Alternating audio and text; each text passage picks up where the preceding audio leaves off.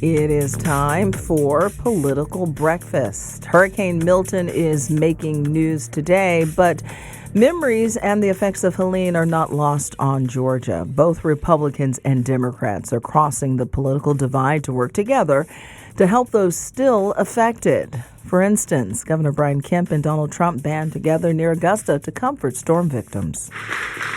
Well, Brian, thank you very much. Your governor's doing a fantastic job, I will tell you that, and we're all with him and with everybody. Expect to see more of Trump and Kemp working side by side as the November election draws near. I asked Republican strategist Brian Robinson and Democratic strategist Tharon Johnson what this new visual really means. Tharon's up first. You know, for him to stand with a man who not only insulted him personally, he insulted him politically. He talked about his wife and, made fun of them, reminded us that he would have never been governor had it not been for President Trump's support. So for him to be the bigger person and put the people of Georgia first just shows you his character, and just shows you, I'm not going to politicize it, Lisa, because I'm getting very frustrated with other people who are politicizing this disaster. It is a disaster. Shout out to the many, many organizations that have been giving food. Senator Warnock and Senator Ossoff and their staff went all across the state. And Michael Thurman, the Cobb County CEO, did this thing called a Good Neighbor Express, where he took 5,000 box lunches, food, to Augusta, went to 5 different churches. Folks in this state are starving. Folks in this state do not have water. And it's biracial. It's bipartisan. It's not just one area. It's all areas of these cities. And so was happy to see the former president and the governor together. Was also happy to see President Biden and Vice President Harris in the state last week as well. When last time we talked, we were wondering when they would come, but I'm glad they showed up. And they not only showed up, but they actually came with resources. Brian, Governor Kemp can do no wrong, can he?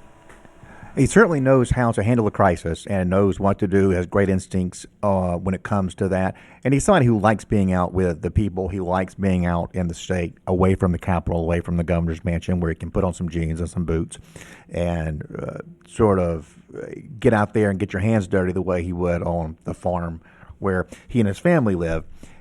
Great instincts there, and that's played huge political dividends for him, because when you think about what his legacy is going to be, you don't really think so much about policy.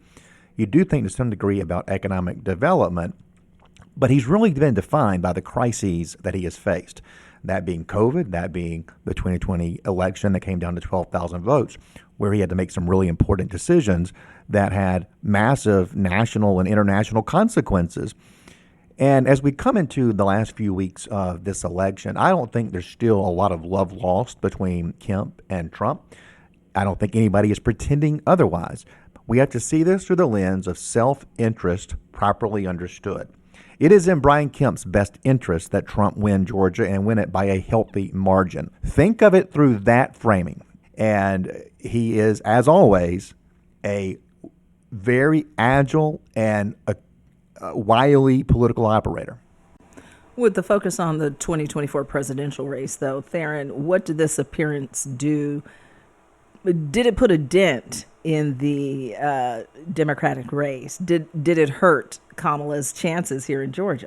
Look, I mean, golly, it's just so hard to this is a political podcast, so we have to always talk about the political angle. But Lisa, you know me very well. I just hate that, and again, not the president didn't do it, the vice president didn't do it, and neither did the governor. Trump started it, right, by going to Valdosta earlier the first time, and he politicized his visit. Seriously. I mean, I'm just going to call balls and strikes. If he had went to Valdosta and just said, hey, this is horrific, this is a massive disaster, I want to, he using the terms like it got wetter, this hurricane was wetter than other ones, and some of his media. If he had just kept the politics out of it, he started it. He said that I'm being told that the president is not responding to Governor Kemp. A lie. Just a blatant lie.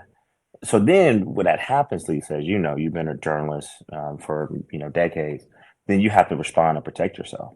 So I was very happy that the vice president went to Augusta. She worked with the local mayor. Shout out to the mayor. And she wasn't disruptive. And I also, going to applaud the governor for keeping it as factual as he can and as objective as he can. No matter what happens to Donald Trump, Brian Kemp has bona fides as a team player. He has been attacked and abused by Donald Trump through the years. To show up and row in the same direction as Trump shows he is a team leader. You look at Jeff Duncan, who's decided to endorse Kamala Harris in this race.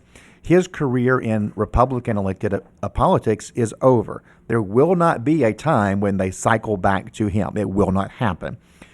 And I would imagine he's too conservative to run and win as a Democrat. So what he has done is ended his career. What Kemp is doing is keeping his options open.